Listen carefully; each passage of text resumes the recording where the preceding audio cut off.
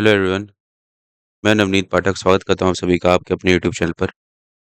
आज जो है हम लोग आरआरबी एनटीपीसी के सेट 6 को करने जा रहे हैं। अभी तक हम लोग 5 सेट को कंप्लीट कर चुके हैं।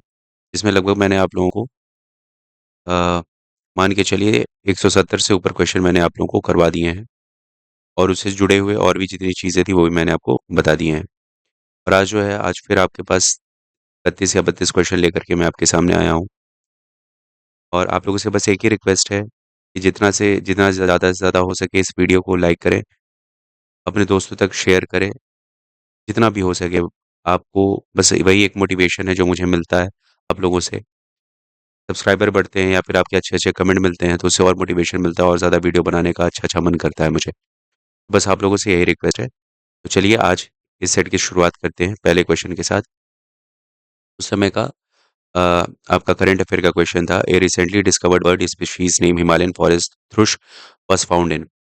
देखिए, ये जो आपके हिमालयन फॉरेस्ट थ्रुश इस तरह का जो बर्ड था, तो करंट अफेयर पे थोड़ा-सा आपको ध्यान देना पड़ेगा इस तरह के क्वेश्चन को करने के लिए। तो जो करंट अफेयर में इकोलॉजिकल या कोई भी आपकी डिस्कवरी हो रही है तो उसको भी ध्यान में रखना पड़ेगा। कोई भी नया स्पीशीज़ अगर आपको मिलता है तो उसको भी ध्यान में रखिएगा। हिमालयन फॉरेस्ट थ्रुश जो उस समय मिला था, ये आपके चाइना और इंडिया के बॉर्डर पर मिलता है बेटा। तो नॉर्थ ईस्ट वाले रीजन में इसको पाया गया था, ठीक है? इसका जो साइंटिफिक नेम था उसका नाम रखा गया था ज़ुथेरिया ज़ुथेरिया सलीम अली। सलीम अली इसका नाम रखा गया था। सलीम अली जो थे बेटा वो एक ऑर्निथोलॉजिस्ट थे। ऑर्निथोलॉजिस्ट का मतलब होता है वो व्यक्ति जो पक्षियों का अध्ययन करता है। सलीम अली साहब जो थे ऑर्निथोलॉजिस्ट जो पक्षियों का अध्ययन करता है उनको ऑर्निथोलॉजिस्ट कहा जाता है बेटा। तो हिमालयन फॉरेस्ट थ्रुश जो था वो नॉर्थ ईस्ट वाले रीजन में पाया गया था, नॉर्थ ईस्ट इंडिया में पाया गया था। ठीक है, नेक्स्ट क्वेश्चन देखते हैं। Leprosy is also known as angina, Hansen disease, Gaucher disease या हॉडगिकिन डिजीज। तो जो लेप्रोसी होता है बेटा उसको हैंसन डिजीज भी बोला जाता है। लेप्रोसी को बोला जाता है बेटा हैंसन डिजीज या फिर इसको शॉर्ट फॉर्म में एचडी भी बोलते हैं बेटा। हाई डेफिनेशन नहीं, एचडी मतलब होता है बेटा यहाँ पर बायोलॉजी में हैंसन डिजीज होता है। और ये जो लेप्रोसी होता है ये फैलता है बेटा बैक्टीरिया के द्वारा। इसके द्वारा फैलता है बेटा बैक्टीरिया के द्वारा। उसका नाम है माइको बैक्टीरियम बैक्टीरियम लेप्री, इसका साइंटिफिक नेम है। ठीक है, उसके बाद एंजाइना की बात करते हैं। एंजाइना क्या है बेटा? ये जो आपके हार्ट के पास जो ब्लड फ्लो होता है वो रुक जाता है बेटा, वो स्लो डाउन हो जाता है। Slow down of blood flow toward heart. और इसकी वजह से क्या होता है? इसकी वजह से बेटा चेस्ट पेन होता है। चेस्ट पेन होता है, ये एंजीना होता है बेटा। फिर उसके बाद बात करते हैं गाउचर डिजीज की। गाउचर डिजीज की अगर आप बात करते हो तो ये एक जेनेटिक बीमारी है, जेनेटिक डिजीज है। जेनेटिक डिजीज में क्या होता है? जेनेटिक डिजीज में आपको एनीमिया की समस्या हो सकती है, प्लेटलेट्स कम हो सकते हैं, ठीक है? जो प्लेटलेट्स की काउंट होते हैं वो क्या होता है बेटा? कम हो सकते हैं। और जो आपकी स्प्लीन और लीवर होता है उसके साइज़ बढ़ सकता है जिसको स्प्लीनोमेगैली भी बोला जाता है बेटा। Enlargement enlargement in size of spleen and liver, ठीक है? जिसको स्प्लीनोमेगैली भी बोल सकते हैं बेटा। फिर हॉडकिन डिजीज़ है, ये बेटा एक कैंसर है, कैंसर ऑफ इम्यून सिस्टम। तो इससे रिलेटेड जितनी भी चीज़ें थी वो मैंने आप लोग को बता दी हैं। आगे देखते हैं। Find the odd one out in the relation world heritage site. इनमें से ऑड वन को आपको बताना है कि कौन सा इसमें से ऑड है बेटा। तो देखो सन टेम्पल की अगर आप बात करते हो तो ये उड़ीसा में है। सन टेम्पल अब कहाँ पर? उड़ीसा में। और इसको वर्ल्ड हेरिटेज साइट बनाया गया था 1984 में। ताजमहल की अगर आप बात करते हो तो ये उत्तर प्रदेश आगरा में है। इसको बनाया गया था 1983 में, वर्ल्ड हेरिटेज साइट डिक्लेयर किया गया था। छत्रपति शिवाजी टर्मिनस का पुराना नाम विक्टोरिया टर्मिनस है। टर्मिनस है। ये कहाँ पर है? महाराष्ट्र में है। और इसको 2004 में वर्ल्ड हेरिटेज साइट में शामिल किया गया था। वहीं पर अगर राष्ट्रपति भवन की अगर आप बात करते हो तो ये वर्ल्ड हेरिटेज साइट में शामिल नहीं है। तो हमें ऑड वन निकालना था। तो ये 3 तो आपके वर्ल्ड हेरिटेज साइट हैं, परंतु राष्ट्रपति भवन जो है वो वर्ल्ड हेरिटेज साइट नहीं है। वर्ल्ड हेरिटेज साइट डिक्लेयर कौन करता है बेटा? ये यूनेस्को करती है। यूनेस्को करती है। आपको बताना है कि भारत में कितने वर्ल्ड हेरिटेज साइट हैं। कमेंट सेक्शन में आप लोग बताइएगा, मैं पिछले सेट में इसको बता चुका हूँ आप लोगों को। Find the odd one out, इसमें से ऑड वन आउट बताना है, तो एक है साइलेंट वैली, दूसरा है इंडस वैली, फिर है दामोदर वैली। ये 3 जो हैं आपके इंडिया में है। साइलेंट वैली कहाँ पर है बेटा? केरल में है। इंडस वैली की अगर आप बात करते हो तो इंडिया और पाकिस्तान, ठीक है? तो इंडस वैली की अगर आप बात करते हो तो सिंधु नदी की घाटी की बात करोगे तो वो भारत में भी है, और चाइना से शुरू होता है, चाइना में है, भारत में है और पाकिस्तान में भी है, तो भारत इसमें आ गया। दामोदर वैली की बात करोगे तो ये भारत में है। वहीं पर सिलिकॉन वैली की बात करते हो तो ये आपके यूएसए में स्टेट, यूएसए में है, सैन फ्रांसिस्को में, सैन फ्रांसिस्को में, जैसे सैन फ्रांसिस्को में है सिलिकॉन वैली। तो और वन इसमें से कौन हो गया बेटा? Silicon valley. इंडस वैली बता ही दिया। दामोदर वैली आप लोगों को पता है, दामोदर नदी, दामोदर नदी, ठीक है। नेक्स्ट देखते हैं बेटा, till the end of 2015 India has established dash research station in the Antarctica. देखो अब कई बार इस क्वेश्चन को पूछा जा चुका है, हर सेट में लगभग ये पूछा गया है। कितने कितने रिसर्च स्टेशन बने हैं? तो आप बोलोगे 3 बने। कितने बने हैं? 3 बने। कौन कौन से हैं? दक्षिण गंगोत्री, दक्षिण गंगोत्री, दक्षिणी गंगोत्री, फिर है आपका मैत्री, दक्षिणी गंगोत्री, मैत्री, ठीक है, और उसके बाद भारती, मैत्री और भारती। ये 3 आपके रिसर्च स्टेशन जो थे वो आपके अंटार्कटिका में स्टैब्लिश किए गए थे। फिर बात करते हैं जंतर मंतर इन दिल्ली वाज बिल्ड बाय महाराजा। अब देखिए जंतर मंतर से रिलेटेड पिछले सेट में भी क्वेश्चन था बेटा। अब सोचिए जंतर मंतर से रिलेटेड क्वेश्चन बन रहे हैं, तो उससे रिलेटेड एक बार पूछ दिया कि जंतर मंतर है क्या, फिर पूछा जंतर मंतर को किसने बनाया है, तो याद कर लीजिए जंतर मंतर। तो मान लीजिए कि आपका मान लीजिए एनटीपीसी का पेपर आप दे रहे हो, तो जैसे सेट 1 हो चुका है, आपका पेपर सेट 2 है, तो अगले दिन अगर आपका पेपर पड़ा है तो उसके प्रीवियस वाले जितने भी क्वेश्चन हैं उसको एक बार देख लीजिएगा। ये मैं आप लोगों को बता रहा हूँ। जैसे मान लीजिए 3 दिन बाद अगर आपका पेपर हो रहा है, तो 2 दिन जो पेपर हो चुके हैं आपके, तो उसको भी ज़रूर ध्यान में रखिएगा। उससे रिलेटेड चीज़ों के बारे में जानकारी आप ले लीजिएगा, उससे उसमें जो क्वेश्चन पूछे गए हैं। जंतर मंतर की अगर आप बात करते हो, तो ये भारत की पहली ऑब्जर्वेटरी थी। ये मैंने आप लोगों को बताया था पिछले सेट में। भारत की पहली क्या थी बेटा? ऑब्जर्वेटरी थी। इसका निर्माण जो था वो 1724 में जयपुर के राजा थे जयसिंह सेकंड, उन्होंने इसको करवाया था। महाराजा जयसिंह द्वितीय जो जयपुर के शासक थे, उन्होंने इसको करवाया था। जंतर मंतर आपकी क्या थी बेटा? ऑब्जर्वेटरी थी, जो आपके सन और मून के लोकेशन को पॉइंट आउट करने के लिए बनाई गई थी 1724 में। एज पर Indian state forest report 2015 has the largest forest cover in the term of its area. अब देखो 2015 ये जो आपकी रिपोर्ट होती है Indian state of forest report, ये आपके देहरादून से रिलीज होती है, देहरादून से रिलीज होती है, ठीक है। ये प्रत्येक 2 वर्ष में आती है, 2 ईयर्स में आती है, ठीक। तो अगर आप देखते हैं एरिया के हिसाब से सबसे ज़्यादा लार्जेस्ट जो है वो 2015 में भी आपका मध्य प्रदेश था, और इस समय भी कौन-सा है बेटा? एमपी ही है, ठीक है, बात याद रख लीजिएगा। एरिया के हिसाब से 2015 में भी क्या था बेटा? एमपी था, और आज की डेट में देखेंगे तो एरिया के हिसाब से ज़्यादा कौन है बेटा? एमपी ही है। एमपी से कम अगर आप देखेंगे तो आंध्र प्रदेश, अरुणाचल प्रदेश है, अरुणाचल प्रदेश, उसके बाद मिलता है मेघालय, फिर मणिपुर। ये 4 आप लोग याद कर लीजिएगा। ये किसके टर्म में मैंने आपको बताया है? एरिया के टर्म में। अब परसेंटेज के टर्म में अगर मैं बताऊँगा, परसेंटेज का मतलब होता है जितना लैंड एरिया है,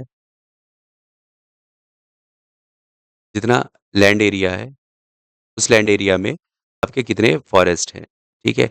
ये तो एरिया के हिसाब से हो गया। परसेंटेज निकालना है उस स्टेट का, जितना एरिया है, उस एरिया में कितना परसेंट आपके फॉरेस्ट का है, फॉरेस्ट कवर है, मल्टीप्लाइड बाय 100 कर लोगे तो परसेंटेज निकल जाता है। अब सीधी-सी बात है, मान लो क्षेत्रफल छोटा है उस राज्य का, फॉरेस्ट कवर वहाँ पर ज़्यादा है, तो परसेंटेज में हमेशा ज़्यादा ही रहेगा। तो परसेंटेज के हिसाब से देखेंगे तो टॉप पर आता है मिज़ोरम, मिज़ोरम के बाद फिर आता है Arunachal Pradesh,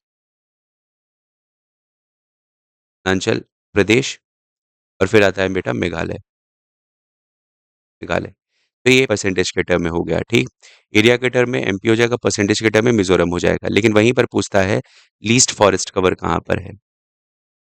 least forest cover कहाँ पर है? तो याद रख लीजिएगा हरियाणा में, हरियाणा में है। ये लीस्ट फॉरेस्ट कवर कहाँ पर बेटा? हरियाणा में। हरियाणा के बाद पंजाब हो जाता है, ठीक। तो यहाँ पर एरिया के हिसाब से पूछा है तो एमपी है, उस समय भी एमपी था और आज भी क्या है बेटा? एमपी है। Name the security force which does not fall under the union home ministry. कौन सा ऐसा सिक्योरिटी फोर्स है जो यूनियन होम मिनिस्ट्री के गृह मंत्रालय के अंतर्गत नहीं आता है? सशस्त्र सीमा बल, एसएसबी, या BSF, border security force, railway protection board, railway protection force या फिर Indo Tibetan border police force. तो देखो एसएसबी की अगर आप बात करते हो तो ये होम मिनिस्ट्री के अंडर आता है। बॉर्डर सिक्योरिटी फोर्स ये भी होम मिनिस्ट्री के अंडर आता है। रेलवे प्रोटेक्शन फोर्स की अगर आप बात करते हो तो रेलवे प्रोटेक्शन एक्ट है बेटा, रेलवे प्रोटेक्शन एक्ट है 1957 का, रेलवे प्रोटेक्शन एक्ट है 1957 का। इसके तहत ये जो आता है ये मिनिस्ट्री ऑफ रेलवे के अंडर आता है बेटा। ये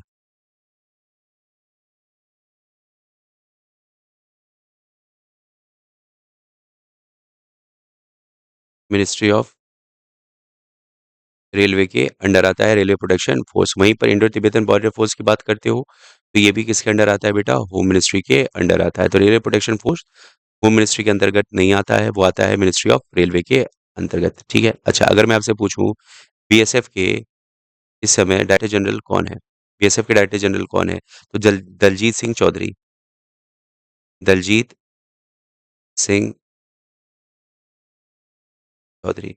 अगर मैं पूछूं बीएस आपके एसएसबी के कौन है, एसएसबी कौन है, अमृत मोहन प्रसाद, अमृत मोहन प्रसाद। अगर मैं पूछता हूँ आईटीबीपी के, आईटीबीपी के राहुल रास गोत्रा, राहुल रास गोत्रा, ये आईटीबीपी के क्या है बेटा, आपके डायरेक्टर जनरल हैं। इनके भी नाम आप लोग को याद रख लेने हैं। ठीक है, नेक्स्ट देखते हैं। The green house gas which is called laughing gas. तो कौन सी ऐसी ग्रीन हाउस गैस है जिसको लाफिंग गैस कहा जाता है, तो वो है बेटा नाइट्रस ऑक्साइड। नाइट्रस ऑक्साइड का और भी बहुत सारे नाम है, इसको बोला जाता है बेटा die nitrogen, die nitrogen oxide भी बोल सकते हैं, या फिर इसको बोलते हैं बेटा die nitrogen monoxide, die nitrogen mono oxide. क्यों बोला जाता है, क्योंकि इसका फॉर्मूला होता है N2O। तो नाइट्रोजन की संख्या कितनी है बेटा, 2 है। अब या तो ऑक्साइड बोलो या तो क्या बोल दो बेटा, मोनोऑक्साइड बोल दो। तो नाइट्रस ऑक्साइड बोलोगे, डाई नाइट्रोजन ऑक्साइड बोलोगे, या फिर डाई नाइट्रोजन मोनोऑक्साइड बोल दोगे। ये सारे क्या है बेटा, लाफिंग गैस है। तो मीथेन भी है, कार्बन डाइऑक्साइड भी है, सल्फर डाइऑक्साइड, ये सारे आपके ग्रीन हाउस गैसेज में आते हैं। इसमें सबसे पावरफुल ग्रीन हाउस गैस जो है वो आपकी कौन सी है बेटा, कार्बन डाइऑक्साइड है। लेकिन किसको लाफिंग गैस बोला जाता है, वो आपका नाइट्रस ऑक्साइड हो जाता है। Next question, question number 10, which one is called dwarf planet. निम्न में से किसको बौना ग्रह कहा जाता है, तो वीनस, मरकरी, मून, प्लूटो। तो ये है आपका प्लूटो। प्लूटो को क्या बोलते हैं बेटा, ड्वार्फ प्लैनेट, ड्वार्फ प्लैनेट। ठीक है, प्राग में सम्मेलन हुआ था, प्राग में सम्मेलन हुआ था 2006 में इंटरनेशनल एस्ट्रोनॉमिकल यूनियन का, और वहां पर इसके दर्जे को घटा करके वहीं पर प्लैनेट की डेफिनेशन दी गई थी, प्लैनेट की डेफिनेशन दी गई थी और ड्वार्फ प्लैनेट की डेफिनेशन दी गई थी। ठीक है, ड्वार्फ प्लैनेट किसको कहा जाएगा, प्लैनेट किसको कहा जाएगा, तो प्लूटो जो है वो नेपच्यून के ऑर्बिट को काट देता है बेटा। तो प्लैनेट बनने के लिए कंडीशन होती है कि उसकी एक अपनी फिक्स्ड ऑर्बिट होनी चाहिए और दूसरे के ऑर्बिट में वो इंटरफेयर नहीं करना चाहिए, वो प्लैनेट की होती है। लेकिन प्लूटो जो था वो नेपच्यून के ऑर्बिट को काट देता था, जिस वजह से इसको ड्वार्फ प्लैनेट बना दिया गया, प्लैनेट के दर्जे से गिरा दिया गया। 2006 में प्राग में सम्मेलन हुआ था, इंडियन इंटरनेशनल एस्ट्रोनॉमिकल यूनियन का हुआ था। ठीक है, और अगर पूछा जाए प्लूटो की लोकेशन कहाँ पर है, तो ये पड़ता है बेटा क्यूपर बेल्ट में, क्यूपर बेल्ट में। ठीक है, जैसे अगर आप बात करते हो तो सन है, सन के बाद मरकरी, उसके बाद वीनस, उसके बाद अर्थ, उसके बाद मार्स, उसके बाद एस्टेरॉयड बेल्ट आ जाता है, क्षुद्र ग्रह पेटी, उसके बाद जुपिटर, उसके बाद सैटर्न, उसके बाद यूरेनस, उसके बाद नेपच्यून, और फिर आ जाता है आपका क्यूपर बेल्ट। ये क्यूपर बेल्ट, इसी क्यूपर बेल्ट में लोकेटेड है आपका प्लूटो, इसी क्यूपर बेल्ट में लोकेटेड है प्लूटो। ये जो अंदर वाले ग्रह होते हैं इन्हें बोला जाता है बेटा इंटीरियर प्लैनेट, एस्टेरॉयड बेल्ट के जो इधर पड़ते हैं, इंटीरियर प्लैनेट, या फिर इनको बोलते हैं रॉकी प्लैनेट, रॉकी प्लैनेट, या फिर इसको बोलते हैं बेटा terrestrial planet, terrestrial planet. Hindi में बोलोगे तो आंतरिक ग्रह, आंतरिक ग्रह, या फिर बोलोगे इनको पार्थिव ग्रह, पार्थिव ग्रह।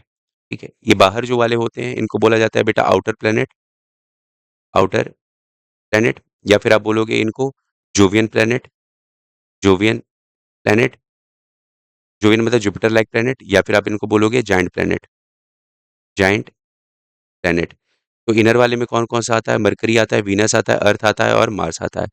जुपिटर, सैटर्न, यूरेनस और नेपच्यून, ये सब किस में आते हैं बेटा, आउटर प्लैनेट में आते हैं, जोवियन प्लैनेट में आते हैं। ठीक, और ये किससे बने होते हैं बेटा, गैसियस से होते हैं, इसलिए इनको गैसियस प्लैनेट भी बोला जाता है, गैसियस प्लैनेट भी बोला जाता है। हिंदी में क्या बोलोगे बेटा? बाह्य ग्रह, बाह्य ग्रह, या फिर जोवियन ग्रह, जोवियन ग्रह, या फिर क्या बोलोगे? गैसीय ग्रह, गैसीय ग्रह। ठीक है। अच्छा, साइज अगर देखेंगे तो सबसे बड़ा कौन सा है आपका? जुपिटर। सबसे बड़ा कौन सा है बेटा? जुपिटर। उसके बाद आता है सैटर्न, उसके बाद आता है यूरेनस, उसके बाद आता है नेपच्यून। ठीक है। फिर आता है आपका अर्थ, अर्थ के बाद आता है आपका वीनस, वीनस के बाद आता है आपका मार्स, और सबसे छोटा मिल जाता है आपको मरकरी। सबसे छोटा कौन सा मिल जाता है बेटा? मरकरी। तो इस साइज के अकॉर्डिंग में आप इसको अरेंज करके देख लेंगे। तो देखो, जुपिटर, सैटर्न, यूरेनस, नेपच्यून, घटते क्रम में। फिर इधर आ जाओगे तो अर्थ, फिर उसके बाद वीनस, उसके बाद मार्स, और उसके बाद मरकरी। ठीक है। तो इस तरह से इनर पूछेगा, आउटर पूछेगा, तब भी आप आराम से इसको बता ले जाओगे। ठीक, बहुत बढ़िया। Major part of biogas is, biogas का मेजर पार्ट कौन सा है? तो बायोगैस का मेजर पार्ट जो होता है बेटा, वो होता है मीथेन। मीथेन मतलब CH4। बायोगैस का मेजर पार्ट क्या होता है बेटा? मीथेन होता है। ठीक है। मीथेन के बाद अगर आप देखोगे तो कार्बन डाइऑक्साइड होता है, फिर हाइड्रोजन सल्फाइड होता है, H2S होता है। ठीक है। तो ये मेजर होते हैं, लेकिन मेजर में सबसे ज्यादा बायोगैस में कौन सा होता है? तो वो आपका मीथेन होगा। ठीक है। Next question, Mac OS was introduced by, Mac OS किसके द्वारा इंट्रोड्यूस किया गया था? तो आपको पता है मैक ऑपरेटिंग सिस्टम जो है वो एप्पल के द्वारा इंट्रोड्यूस किया गया था। कब इंट्रोड्यूस किया गया था? 1984 में। कब इंट्रोड्यूस किया गया था बेटा? 1984 में। मैक ऑपरेटिंग सिस्टम आपको पता ही है, वो एप्पल का है। फिर डैश एक्सटिंग्विशेस फायर, ये इसमें से कौन सा फायर को एक्सटिंग्विश करता है? तो ये आपको पता है कार्बन डाइऑक्साइड है। कार्बन डाइऑक्साइड जो होता है वो क्या करता है? ऑक्सीजन को या फिर जो हीट होती है उसको रिड्यूस करने का काम करता है। तो कार्बन डाइऑक्साइड जो है वो एक्सटिंग्विशेस फायर, फायर को खत्म करने के लिए या फिर फायर एक्सटिंग्विशर में कार्बन डाइऑक्साइड का प्रयोग करते हैं। ठीक है। नेक्स्ट आते हैं, after entering Bangladesh the main branch of Ganga is known as, Bangladesh में एंटर करने के बाद जो मेन ब्रांच है गंगा की, उसको किस नाम से जाना जाता है? तो देखो, गंगा की अगर बात करते हो तो भारत की सबसे लंबी नदी गंगा है। उत्तराखंड से उद्गम होता है, उसके बाद आती है आपके यूपी में, यूपी के बाद जाती है बिहार में, बिहार के बाद जाती है झारखंड में, झारखंड के बाद जाती है बंगाल में, झारखंड में जाती है बंगाल में। ठीक है। बंगाल से इसकी एक सहायिका कट जाती है फरक्का नाम के बैराज से, उसको कहा जाता है हुगली। क्या कहा जाता है बेटा? हुगली। हुगली जो है वो आपके फिर बंगाल में चली जाती है। बंगाल के बाद जो मेन ब्रांच है इसकी, फिर आगे जाती है और इंटर करती है बांग्लादेश में। जब ये बांग्लादेश में इंटर करती है तो इसका नाम कहलाता है बेटा पद्मा। नाम क्या कहलाता है बेटा? पद्मा। ठीक है। और इधर से आपके असम, असम के साइड से आती है आपकी ब्रह्मपुत्र। असम की साइड से कौन सी आती है? ब्रह्मपुत्र। जैसे वो बांग्लादेश में एंटर करती है, इसका नाम हो जाता है जमुना। इसका नाम क्या हो जाता है बेटा? जमुना। अब जब ये पद्मा और जमुना आपस में मिलती हैं, तब भी नाम इसका क्या रहता है बेटा? पद्मा। पद्मा के बाद इसकी सहायिका यहाँ पर बांग्लादेश में फिर मिलती है, जिसका नाम रहता है मेघना। क्या नाम रहता है बेटा? मेघना। और मेघना के नाम के बाद ये कहाँ पर चली जाती है? आपके सुंदरबन का डेल्टा, जो कि विश्व का सबसे बड़ा डेल्टा है, उसके उसको बनाते हुए ये कहाँ चली जाती है? बे ऑफ बंगाल में। बे ऑफ बंगाल में। तो अब देखो, after entering Bangladesh the main branch of Ganga is known as Hooghly. Hooghly नहीं, हुगली एक डिस्ट्रीब्यूटरी है। डिस्ट्रीब्यूटरी और कहाँ पर बहती है बेटा? वेस्ट बंगाल में। इसका निर्माण कहाँ से होता है? फरक्का नाम के बैराज से। फरक्का बैराज से इसको काट दिया जाता है। बैराज से इसको काट दिया जाता है। जमुना, जमुना कोई और नदी नहीं है, ये आपकी ब्रह्मपुत्र का नाम है। ब्रह्मपुत्र का नाम है कहाँ पर? बांग्लादेश में। मेघना, मेघना सहायिका है। मेघना के मिलने के बाद से ही इसका नाम कनेक्ट क्या हो जाता है बेटा? मेघना, मेघना हो जाता है। और गंगा को क्या बोलते हैं बेटा? पद्मा। गंगा को बांग्लादेश में एंटर करते ही क्या बोला जाता है बेटा? पद्मा। और किस नाम से वो जाकर के सुंदरबन का डेल्टा बना करके बे ऑफ बंगाल में मिल जाती है? तो आप बोलोगे मेघना। ठीक है। चलो बहुत बढ़िया। Which of the following is not true in the relation of global positioning system? GPS आप जानते हो जो, जीपीएस जो होता है उसके लिए कौन सी चीज, कौन सा इसमें से कथन सही नहीं है? It is a space based navigation system, ये सही है। It can be use to map vehicular traffic, हाँ व्हीकल को, ट्रैफिक को देखने के लिए भी इसका यूज किया जाता है। It can be use in car navigation, हाँ कार को नेविगेट करने के लिए किया जाता है, पर ये साइक्लोन को प्रिडिक्ट नहीं करता है। ये आपका क्या हो जाता है बेटा? गलत हो जाता है। तो इसका सही जवाब क्या हो गया? जो जीपीएस है वो साइक्लोन को प्रिडिक्ट नहीं करता है। ठीक है। Next question, if the post of president and vice president fall vacant who will act as a president of India? देखिए, अगर मान लीजिए प्रेसिडेंट का अगर सीट वैकेंट हो जाती है तो एक्टिंग कौन हो जाता है बेटा? Vice president. अब मान लीजिए वाइस प्रेसिडेंट की भी सीट अगर आपकी हो जाती है, वैकेंट हो जाती है, तो उसके बाद आते हैं चीफ जस्टिस ऑफ इंडिया। कौन आता है बेटा? Chief justice of India. वो एक्ट करते हैं एज ए प्रेसिडेंट जब तक कि नए प्रेसिडेंट का चुनाव ना हो जाए। तो अगर प्रेसिडेंट और वाइस प्रेसिडेंट की पोस्ट अगर खाली है तो कौन प्रेसिडेंट ऑफ इंडिया की तरह काम करेगा? तो आप बोलोगे चीफ जस्टिस ऑफ इंडिया का करेंगे। ठीक है। An event happening once in a 4 year is described as, जिसको क्वाड्रिनल बोला जाता है बेटा। जो 4 साल में होता है उसको क्या बोलते हैं बेटा? क्वाड्रिनल बोला जाता है 4 ईयर में। 2 साल में होने वाले को क्या बोलेंगे बेटा? बाइनियल। ट्राइनियल जो होता है उसको 3 साल में होने वाले को ट्राइनियल बोला जाता है।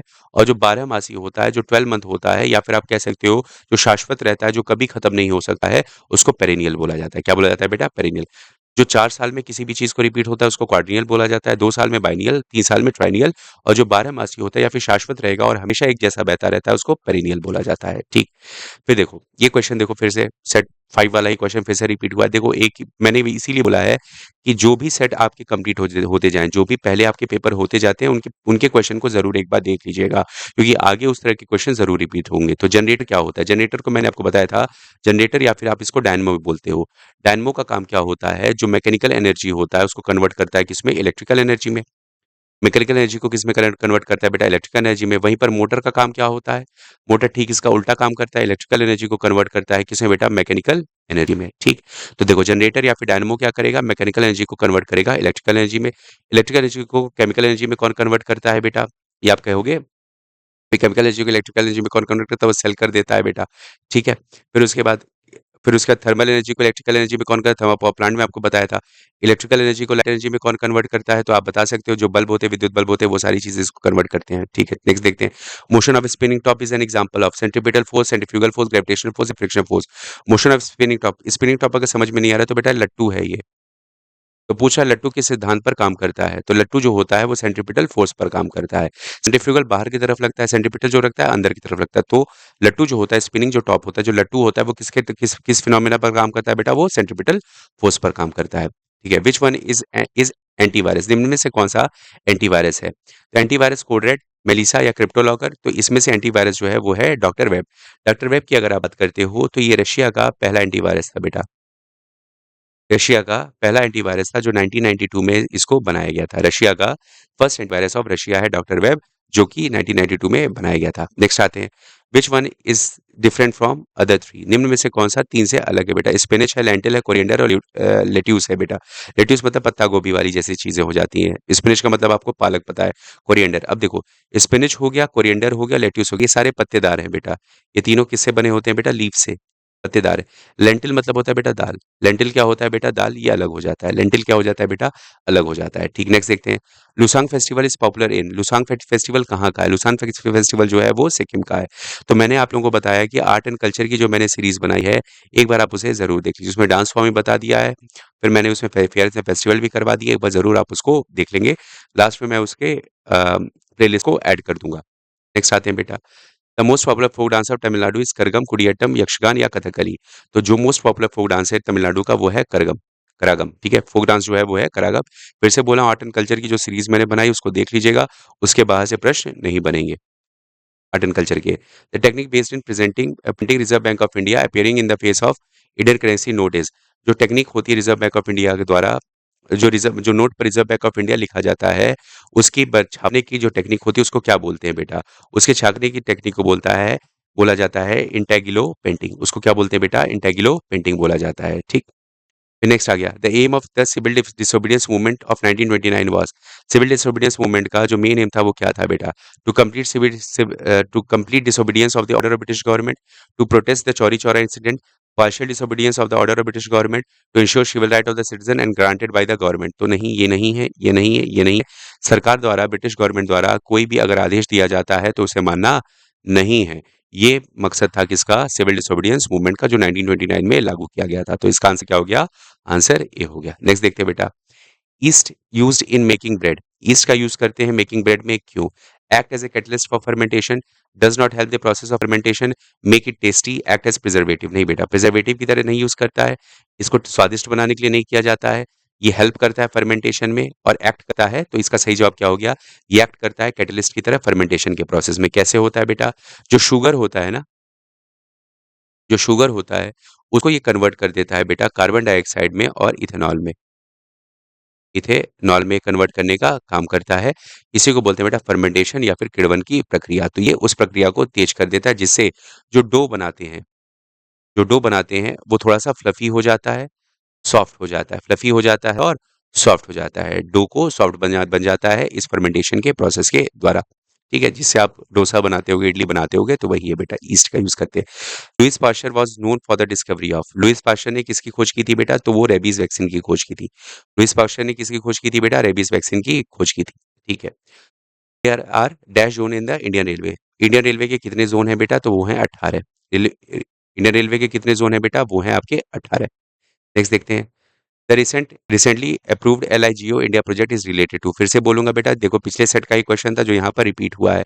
LIGO का मैंने आपको बताया था, LIGO किसके लिए होता है, ये ग्रेविटेशनल वेव को, रिसर्च ऑन ग्रेविटेशनल वेव को करने के लिए LIGO प्रोजेक्ट को शुरू किया गया था। ठीक है। Name the eight UN secretary general of, UN secretary general. तो देखो बेटा, अब एट यूएन सेक्रेटरी जनरल जो थे उस समय के, अगर आप बात करेंगे तो उस समय के एट सेक्रेटरी जो थे वो आपके बन की मून थे बेटा। कौन थे बेटा? बन की मून थे। फिर उसके बाद अब जो है वो है आपके एंटोनियो गुटारेस। एंटोनियो गुटारेस, गुटारेस, गुटारेस। और इनका जो समय शुरू हुआ है वो 2016 से शुरू हुआ है और अब तक ये चल रहा है। ठीक है। तो बन की मून थे, बन की मून के बाद कौन आया बेटा? एंटोनियो गुटारेस आए हैं। तो आठवें थे एंटोनियो बन की मून, तो नवे कौन से हो गए बेटा? एंटोनियो गुटारेस हो गए। ठीक है। अगर आपसे पूछता है कि सेवेंथ कौन से थे, तो सेवेंथ आपके कोफी अन्नान थे। सेवेंथ कौन से थे बेटा? कोफी अन्नान थे। अगर आपसे पूछता है सिक्स कौन से थे, तो बीगाली जो थे वो आपके सिक्स थे। बीगाली कौन से थे? आपके सिक्स थे। तो इतना याद कर लो, काफी है बेटा। तो आठवां हो गया, नौवां हो गया, सातवां हो गया और छठा हो गया। ठीक, नेक्स्ट देखते हैं। Who is considered as the father of modern genetics. Father modern genetics Gregor John Mendel को बोला जाता है। जो मॉडर्न जेनेटिक्स आप पढ़ते हो उसके फादर कौन है बेटा? ग्रेगोर मेंडल है बेटा। ठीक है, next question. Name the country whose currency is not rupee.